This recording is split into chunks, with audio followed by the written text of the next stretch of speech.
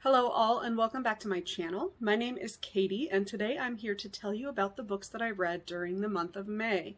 Now this May I decided for the first time to focus on reading Asian and Pacific Islander authors to celebrate AAPI Heritage Month, and I picked up some really great books, some of which have been on my TBR for a very long time, like years and years and years. Now I am not telling you to only read Asian and Pacific Islander authors during the month of May. Please do not do that. Please read diverse books all year long. Before we get started, make sure you subscribe to my channel and like this video. Now on to the books. The first book I read this month was First Comes Like by Alisha. This is the third book in her Modern Love romance series, and in this one we followed Gia, who is a beauty influencer who ends up catfished by someone pretending to be a famous Bollywood actor named Dev. She ends up meeting Dev at a party and is kind of startled when he has no idea who she is, and after they are caught in paparazzi photos together, they decide to begin a fake dating scheme. We love fake dating. I love Alisha Rai's books because her characters are always so multifaceted and the issues she explores and their backstories are really cool.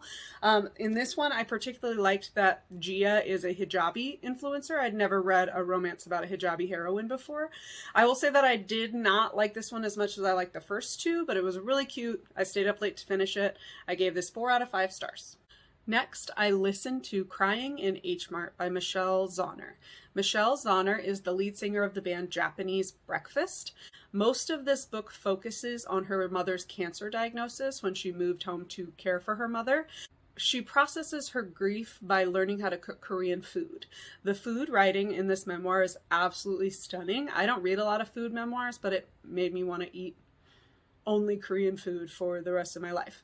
But the thing I like the most about this memoir is how unflinching and honest it is about caretaking and grief. It's not just the beautiful, touching parts of caring for someone who is dying. It's all the ugliness of illness, jealousy between caretakers, all of it was in there. It was so well written. If you like memoirs, highly recommend this. I gave this 4.5 out of 5 stars. Next, I listened to The Standin, which was an Audible original novel by Lily Chu, and I primarily picked this up because the audiobook is narrated by Philippa Sue, the original Eliza in Hamilton. Big Hamilton fan right here. Big Philippa Sue fan. She's amazing. So this book follows Gracie Reed, who has just been fired by her creeper boss when a paparazzo mistakes her for an A-list Chinese actress, Wei Fang Li. Turns out Wei Fang Li has just arrived in Toronto, where Gracie lives, to be in a play, but she is on the verge of a complete breakdown. So she approaches Gracie about being her body double for social events. So Fang Li only has to focus on the stress of the play and not the stress of everything else. This was a really fun setup.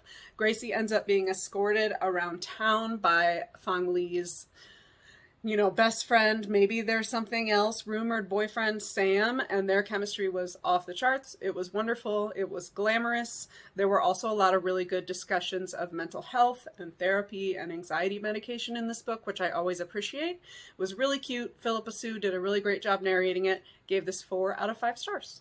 Next, I listened to Dear America, Notes of an Undocumented Citizen by Jose Antonio Vargas.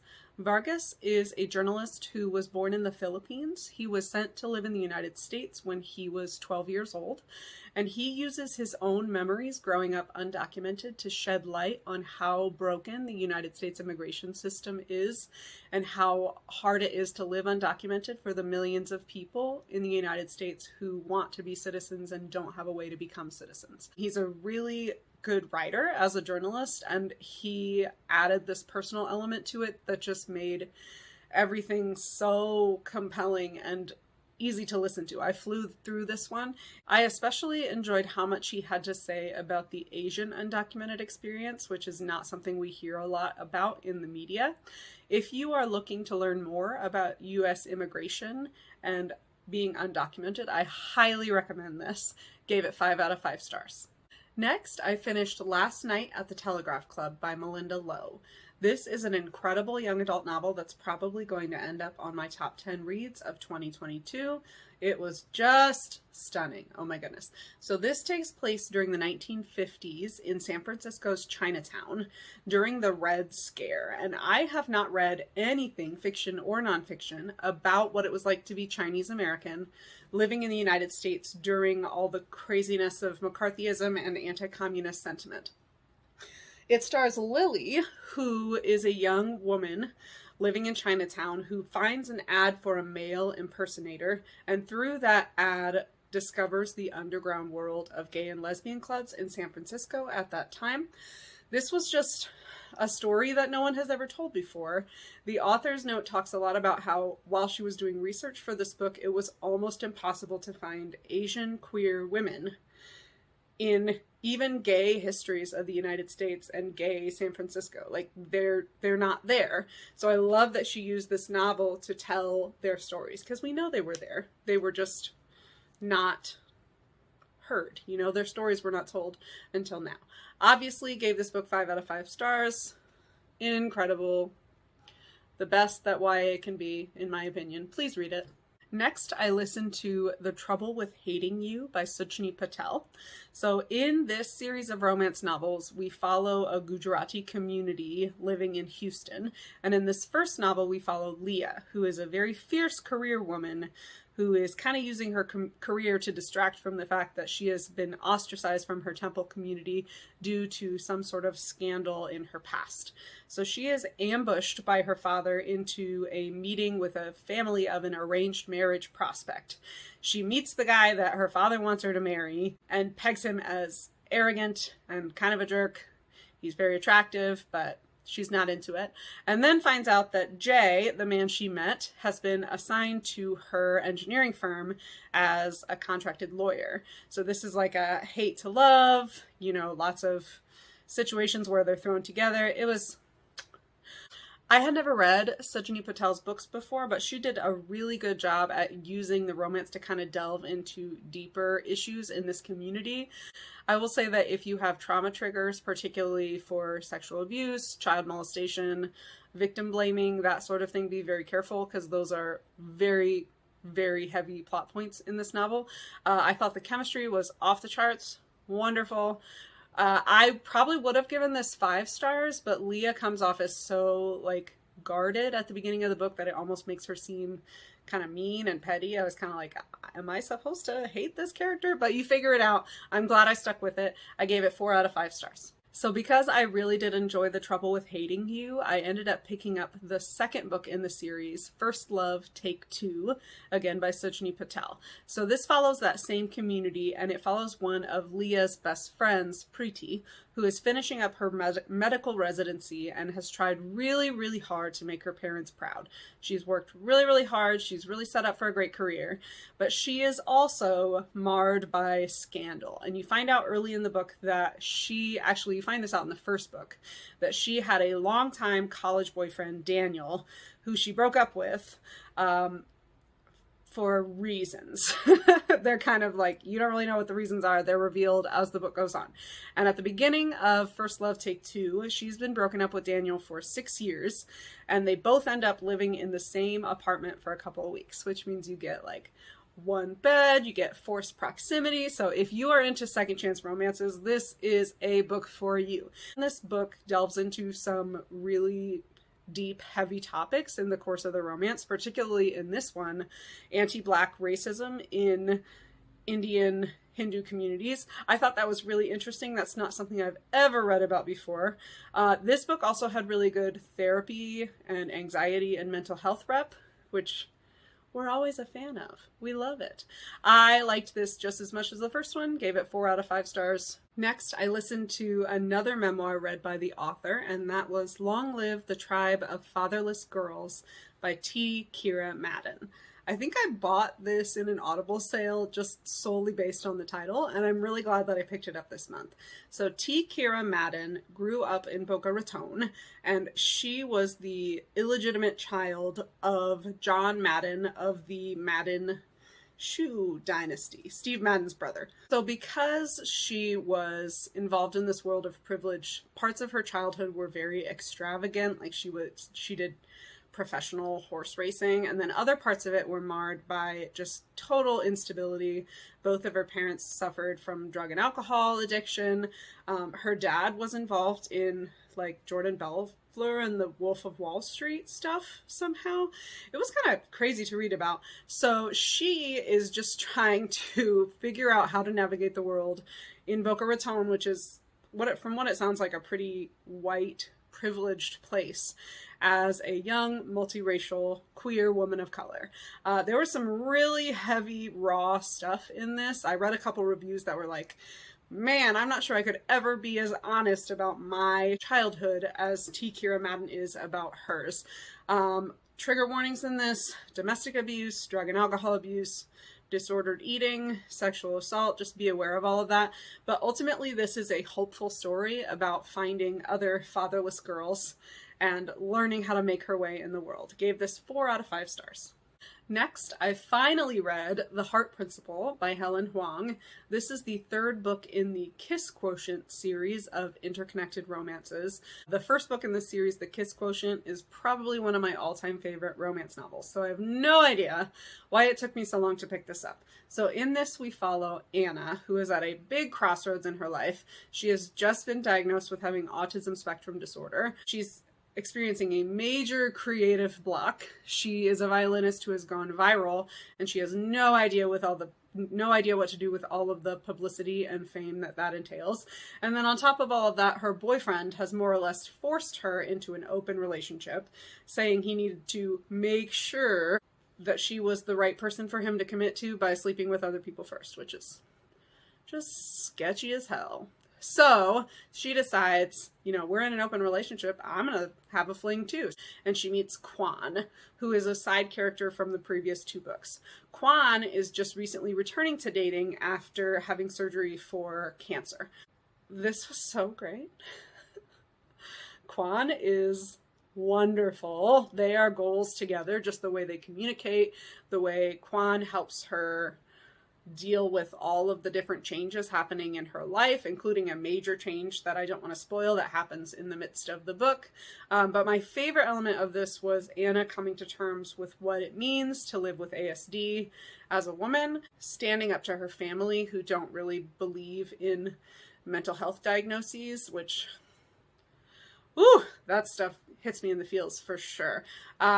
In the author's note, Helen Hoang talks about how this novel was very, very personal for her as an Asian woman with ASD. This was really wonderful. And as always, she has excellent chemistry. The romance elements in this were phenomenal because Helen Hoang writes romance so well. If you haven't read her, get it together. Gave this 4.5 out of 5 stars. Next, I listened to an essay collection called The Collected Schizophrenias by Esme Wei-Jun Wang. This was also read by the author. I just got really lucky with the memoirs and stuff read by the author this month because they were all excellent. So this is part essay collection, part memoir. Esme Wei-Jun Wang lives with schizoaffective disorder, and so she uses her personal experiences with therapy, with psychiatric holds, with psychotropic medication and like psychopharmacology and all of that mess, and the healthcare system in general, to talk about what it is like for people with what she calls the schizophrenias. I knew next to nothing about schizophrenia, and she really goes in depth with how society has treated schizophrenia, with how pop culture treats schizophrenia, with how people who are living with schizophrenia get treated by healthcare professionals, by society at large. It was all so compelling. She is very unflinching about describing her own psychotic episodes, psychiatric holds, how it has impacted her marriage and her relationships with coworkers and with her career as a journalist. I flew through this. I just thought it was so interesting. It's a pretty quick read as well. Gave this 4.5 out of 5 stars. Highly recommend. All right, next I picked up another young adult novel, this one a romance, and that is Counting Down with You by Tashi Bhuyan. This was a debut from 2021 that I was really interested in. This is about Karina, who is a Bangladeshi American teenager who lives under very strict rules at home. She's supposed to do well in school, not date, not get distracted, and go to medical school. She does not want to do any of that. In truth, she wants to study English. So her parents go on a month-long trip to Bangladesh to visit family, and at the pretty much the same time, her English teacher asks her to tutor the school bad boy, Ace Clyde. And through some wild shenanigans and young adult novel foolery, they end up in a fake dating situation. So that seems like it's kind of like, okay, yeah, I've read that story before, but it was really well done. Both Ace and Karina had really well written and complex family dynamics. And the best part of this book was Karina learning to stand up to her family and to anyone who doesn't believe in her, and learning how to believe in herself. I know it sounds kind of like cheesy, but it was really well done. I really enjoyed it. The chemistry was great. The side characters, her best friends in particular, were really well written, as was her grandmother. Gave this book 4 out of 5 stars. Really cool, own voices, young adult debut. Next, I finally read Dial A For Aunties by Jessie Q. Sutanto. This is another one that's been on my TBR for so long, pretty much ever since it came out last year. And I'm so glad that I finally got to it. I have not laughed this hard reading a book in a long time. I want you to think, Where'd You Go, Bernadette meets the glamour and the crazy, ritzy celebrity wedding sort of vibe from Crazy Rich Asians. So, so good. I've heard there's a movie in the works or a TV show or something, and I'm so glad because it's going to be wonderful. So in this book, we follow Madeline Chan, who works for her family's wedding planning business with her mom and her 3 aunties, all of which are like totally over the top, outrageous, hilarious. So it's the night before a very high profile wedding, and Madeline accidentally kills her blind date.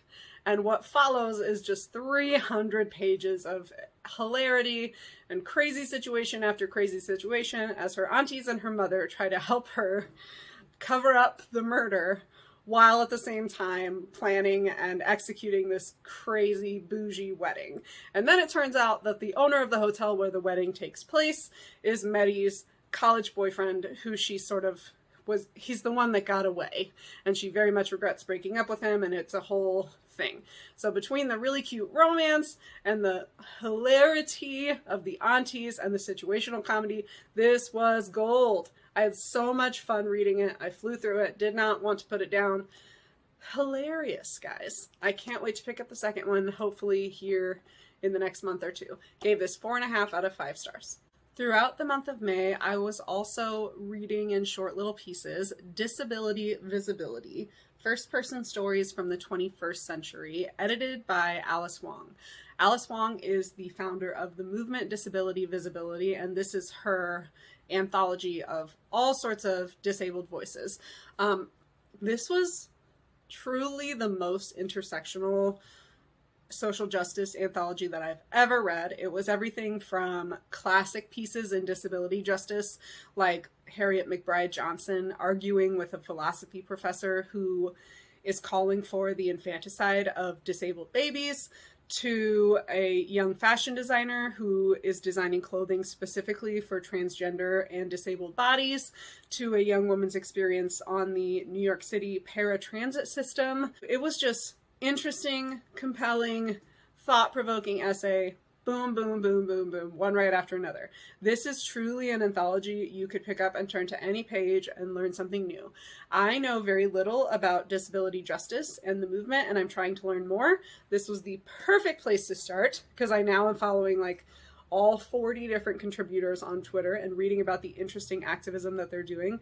Highly, highly recommend this as for anyone who is interested in social justice at all, because it talks about every other aspect of social justice issues and how they are connected to disability. Gave this 5 out of 5 stars, just like